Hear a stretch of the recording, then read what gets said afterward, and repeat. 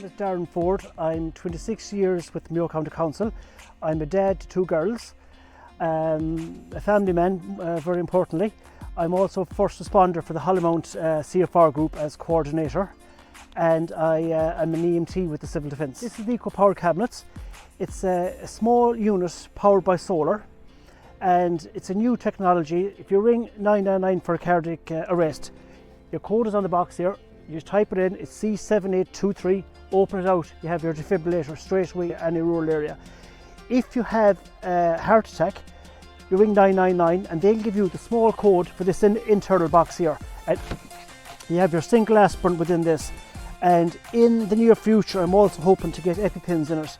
So any child, anyone that has allergic reaction to a peanut, to a bee sting, in any rural location, that you'll have access to this 24/7, 365.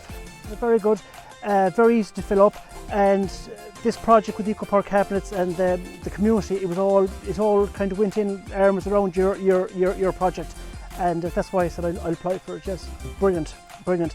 The first thing I was honoured to do, I received a small little title block from for the bottom of the email going forward as one of the finalists.